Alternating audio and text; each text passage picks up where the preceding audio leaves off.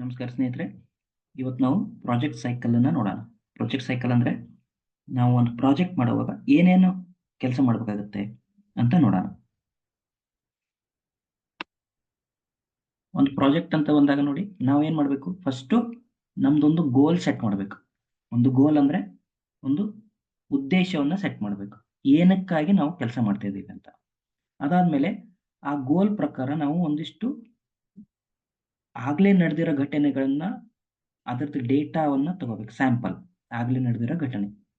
ಅದಾದ್ಮೇಲೆ ನಾವು ಡೇಟಾ ತಗೊಳ್ಳುವಾಗ ಒಂದಿಷ್ಟು ಎರರ್ಸ್ ಆಗಿರುತ್ತೆ. ಏನ್ ಎರರ್ಸು? ಸೊ ಒಂದಿಷ್ಟು ಬ್ಲ್ಯಾಂಕ್ ಆಗಿರ್ಬೋದು, ಒಂದಿಷ್ಟು ಔಟ್ಲೇಯರ್ ಆಗಿರ್ಬೋದು. ಅಂದ್ರೆ ಫಾರ್ ಎಕ್ಸಾಂಪಲ್, ನಾನೊಂದು ಡಯಾಬಿಟಿಸ್ ಪ್ರಿಡಿಕ್ಷನ್ ಮಾಡ್ತಾ ಇದ್ದೀನಿ ಅನ್ಕೊಳ್ಳಿ. ಆ ಡಯಾಬಿಟಿಸ್ ಪ್ರಿಡಿಕ್ಷನ್ ಮಾಡ್ಕೊಳ್ಳುವಾಗ ನಾನು ಏಜ್ ತಗೊಂತಾ ಇದ್ದೀನಿ.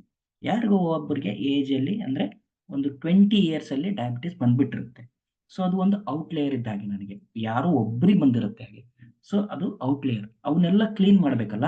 ಸೊ ಅದನ್ನ ನಾವು ಡೇಟಾ ಕ್ಲೀನಿಂಗ್ ಅಂತ ಹೇಳ್ತೀವಿ. ಸೊ ಅದು ನೆಕ್ಸ್ಟ್ ಪ್ರೊಸೆಸ್. ಸೊ ಈ ಡೇಟಾ ಕ್ಲೀನಿಂಗ್ ಅಲ್ಲಿ ನಾವು ಡೇಟಾವನ್ನ ಎಲ್ಲವನ್ನ ಕ್ಲೀನ್ ಮಾಡ್ತೀವಿ.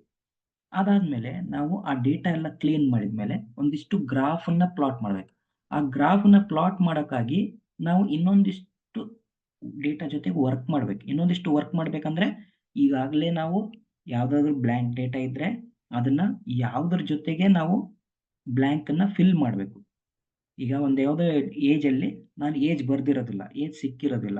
ಆ ಸಿಗದೆ ಇರೋ ಡಾಟಾವನ್ನ ಎದ್ರ ಜೊತೆಗೆ ಹಾಕ್ಬೇಕು ಅನ್ನೋದು, ಅಂದ್ರೆ ಆವರೇಜ್ ಏಜ್ ಜೊತೆ ಕೂಡಿಸ್ಬೇಕಾ ಅಥವಾ ಬೇರೆ ಏಜ್ ಜೊತೆ ಕೂಡಿಸ್ಬೇಕಾ, ಎಷ್ಟ್ರ ಜೊತೆ ಕೂಡಿಸ್ಬೇಕು. ಸೊ ಅದನ್ನೆಲ್ಲ ನೋಡೋದು ಮಾಡಿ, ಅದನ್ನೆಲ್ಲ ಎನ್ರಿಚ್ ಮಾಡಬೇಕಾಗುತ್ತೆ.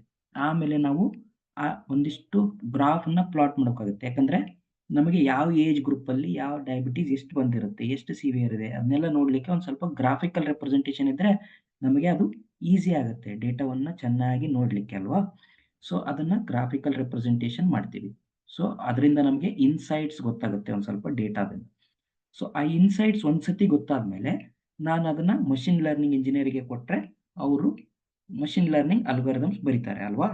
ಸೊ ಈ ಮಷಿನ್ ಲರ್ನಿಂಗ್ ಅಲ್ಗಾರಿದಮ್ ಬರೆದ್ಮೇಲೆ ಅವ್ರು ಏನ್ ಮಾಡ್ತಾರೆ, ಆ ಮಷಿನ್ ಲರ್ನಿಂಗ್ ಅಲ್ಗಾರಿದಮ್ ಸರಿಯಾಗಿ ವರ್ಕ್ ಆಗ್ತಾ ಇದೆಯಲ್ಲೋ, ಅವ್ರ ಮಾಡೆಲ್ ಸರಿಯಾಗಿ ಕೆಲಸ ಮಾಡ್ತಾ ಇದೆಯಲ್ಲೋ, ಅದನ್ನೆಲ್ಲ ಕೆಲಸ ಮಾಡಿ ನೋಡ್ತಾರೆ, ಒಂದಿಷ್ಟು ಟೆಸ್ಟ್ಸ್ ಮಾಡ್ತಾರೆ.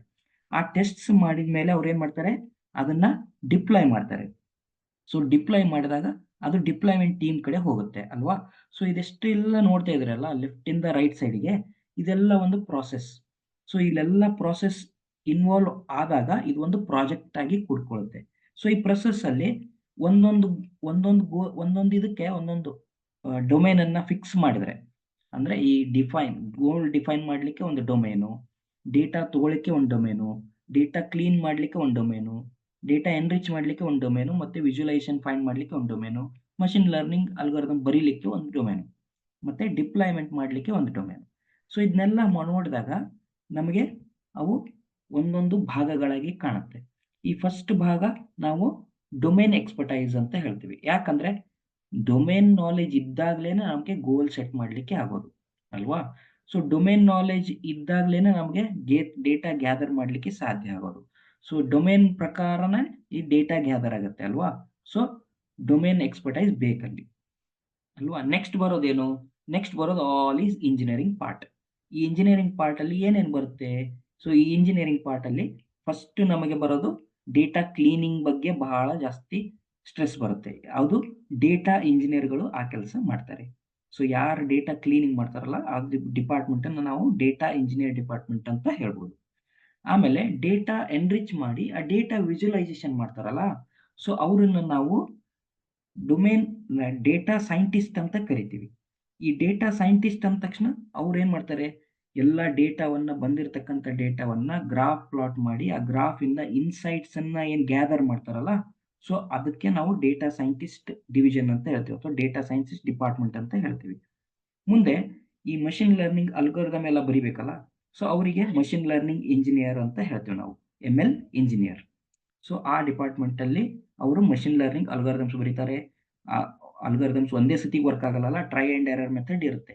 ಸೊ ಬೇರೆ ಬೇರೆ ತರವಾಗಿ ಅಲ್ಗಾರಿದಮ್ ಬರೆದು ಅದನ್ನ ಟೆಸ್ಟ್ ಮಾಡಿ, ಸೊ ಸಾಕಷ್ಟು ಕೆಲಸ ಇರುತ್ತೆ ಅಲ್ಲಿ.